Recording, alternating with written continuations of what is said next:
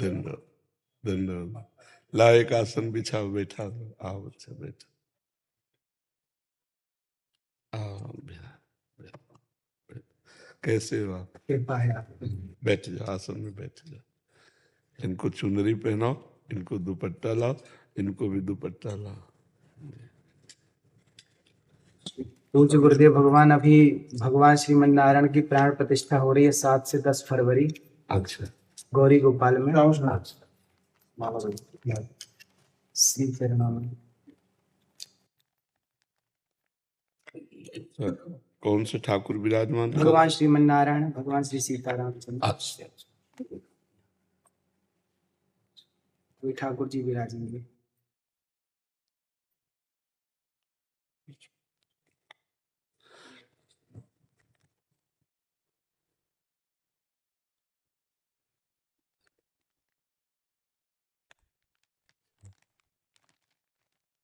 ये हमारे लिए लाया? जी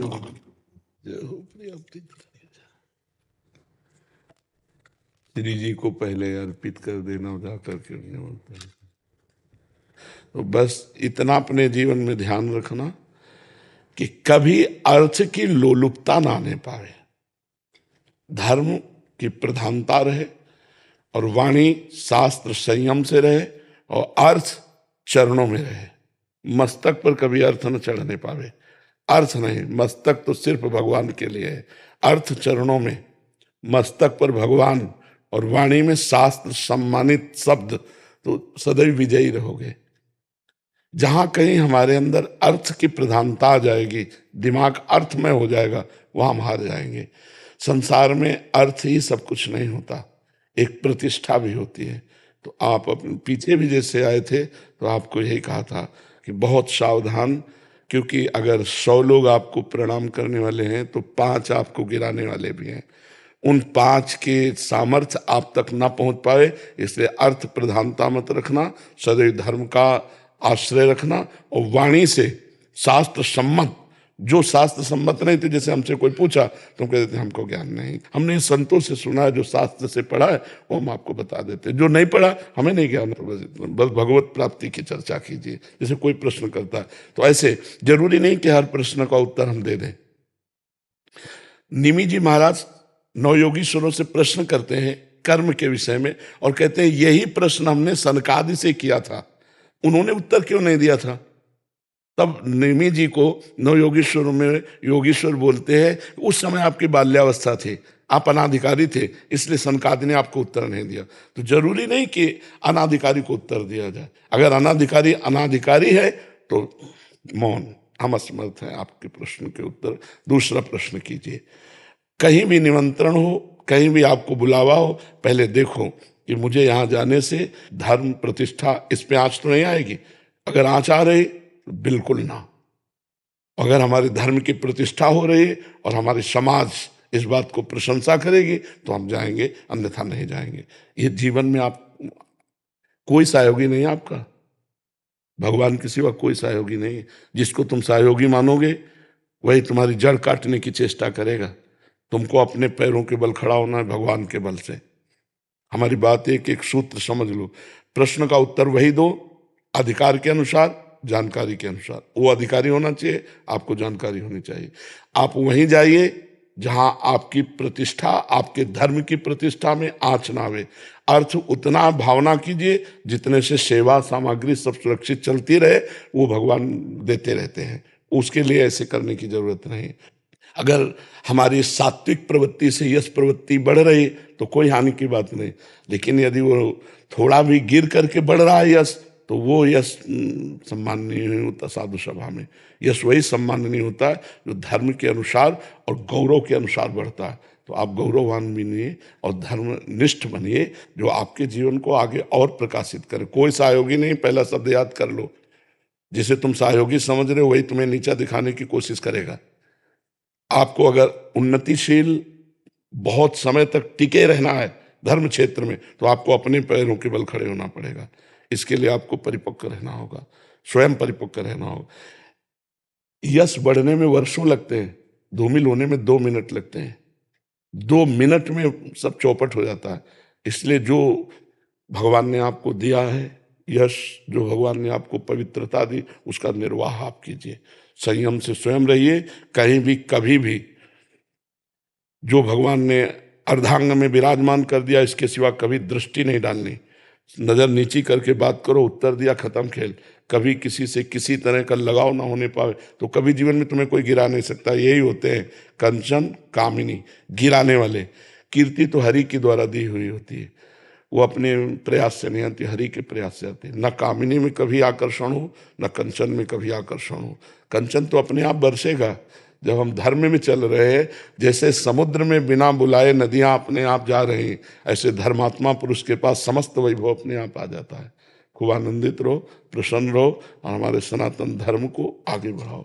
जब कभी कोई सत्संग करो उसमें नाम की प्रधानता जरूर करो, क्योंकि कलयुग में केवल नाम के द्वारा कल्याण हो सकता है। शास्त्रीय सिद्धांत भी है, कृतयुगे ध्यायते विष्णु त्रेतायाम जयते मखई द्वापरे परिचर्यायाम कलो तद्धर कीर्तनात्। हरि कीर्तन के सिवा कुछ नहीं है। ना कोई यज्ञ हो सकती है इस समय, अपवित्र घी आ रहा है, अपवित्र धान्य और जौ आदि हो गए, कहाँ से यज्ञ होगा? त्रिकाल संध्या करने वाले कौन है? कोई बिरला ही कोई होंगे जो त्रिकाल संध्या करे।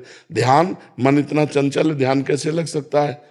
पूजा, इतनी वासनाएं बढ़ी हुई हैं कि उपासना कैसे बन रही? तो एक ही रह गया है, नाम जप, नाम कीर्तन, गुण कीर्तन, श्रवण, बस इसी के द्वारा भगवत प्राप्ति हो जाएगी। खूब भागवत कथा सुनाओ, खूब भगवान नाम का प्रचार करो, स्वयं नाम जप करो, धर्म से रहो, यही हमारी प्रार्थना। पर जी ऐसे स्थानों में भी जाना पड़ता है जहाँ एकदम विमुख हैं, जो जैसे हाँ, कोई गाँव जब हम कथा के लिए जा रहे हैं तो हम भगवान को श्रोता बना करके बोल रहे हैं, लेकिन हम अर्थ की किसी प्रधान स्थिति पे ऐसे लोगों के पास नहीं जाते जहां से उपहास हो।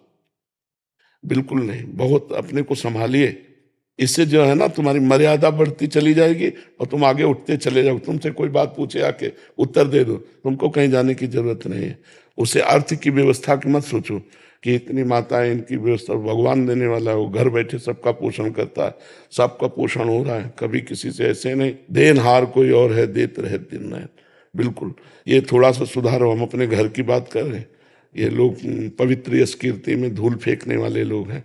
अर्थ को ठोकर मारो, तभी का अर्थ को रखो चरणों में और भगवान को रखो दिमाग में।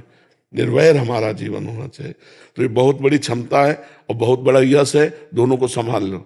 अब ऐसी जगह मत जाना जहाँ जाने से थोड़ा भी कोई विक्षेप करे, थोड़ा भी कोई तुम्हारे ऊपर अंगुली उठावे। घर बैठे सब होगा, हमारी बात मान ले, घर बैठे सब होगा, अपने आप सब आएगा, तू चिंता मत कर, तू आगे बढ़ और भगवान सहयोगी है। हमें ये बहुत अच्छा लगा कि जैसे सैकड़ों माताएं हैं ना, बहुत उत्तम बात है बच्चा। बूढ़े बाढ़े इनकी कोई सेवा नहीं कर रहा, जैसे सेवा करना बहुत बड़ी बात है बच्चा। इससे भगवान बहुत जल्दी प्रसन्न होते हैं। एक तो वयोवृद्ध और एक जिनकी कोई सेवा नहीं कर रहा, उनकी सेवा जो करने का तुम्हें सौभाग्य मिला, बहुत बात है। और भगवान ऐसी जगह अर्थ अपने आप भेजते हैं। तुम चिंता मत करना कि सैकड़ों माताएं, इनका भरण पोषण के लिए हम कहीं जाने, ज्यादा परेशान मत हो, अपने आप सारी व्यवस्था होती है। जो धर्म से चलता है, परोपकार करता है, जो भगवान का यश गाता है, अपने आप व्यवस्था होती है। तुम उसकी चिंता मत करना, तुम अपनी निष्ठा पे रहो। और स्वयं संध्या करते हो, गायत्री जप करते हो? हाँ, स्वयं करना, कम से कम 2 बार की संध्या तो करना ही। और कुछ मंत्र गायत्री के जरूर जपना, क्योंकि उसके द्वारा बुद्धि प्रकाशित होती है। शास्त्र सम्मत ज्ञान जो होता है ना, वही लोगों को आकर्षित करता है। तो गायत्री माता भगवान श्री कृष्ण का ही स्वरूप है। तो श्रीमद् भागवत श्री कृष्ण का वांग्मय स्वरूप है। तो गायत्री की कृपा से भागवत में प्रवीणता आएगी। तो दोनों काल सूर्य को अर्घदान करना और गायत्री जप करना और मुद्राओं के द्वारा संध्या को पुष्ट करना। सुमुखम संपुटम च विततम विस्ततम आता है, सुमुखम संपुटम च विततम, ये तो प्रारंभ में सिखाया जाता है। तो गायत्री मुद्रा के साथ गायत्री का जप निश्चित, इससे आप सुरक्षित बने रहेंगे। गायत्री देवी बुद्धि को प्रकाश करने वाली है। ठीक है बच्चा? कल रात्रि को गुरु जी सुबह स्वप्न में भगवान श्रीमन नारायण का ठाकुर जी विराजे थे मंदिर में, और स्वप्न में भगवान जी के पास जाना हुआ। भगवान जी मंदिर से बाहर आए और गोद में आकर के बैठ गए। ये स्वप्न जब से मैंने देखा तो बस दिन रात वही चलता। हाँ, बहुत कृपा है। ऐसा लगता भगवान जी ने कहा कि हमें खीर और कढ़ी खिलाओ। जी। तो ठाकुर जी अभी भगवान जी विराजेंगे ना, जी। तो मैंने बोला कि सबसे पहले ठाकुर जी को वही भोग लगाएंगे। नहीं, पवित्र हृदय में भगवान का प्रकाश होता रहता है। आप बहुत पवित्र हृदय वाले हो, बहुत सावधानी से बस चलते रहो, क्योंकि ये बात हमारी पकड़ लेना, कोई तुम्हारा साथी नहीं है, भगवान के सिवा कोई साथी नहीं है। अपने आप को सुरक्षित रखने के लिए बस सावधानी रखो, निष्कलंक जीवन व्यतीत होना चाहिए। ठीक है। धन्यवाद।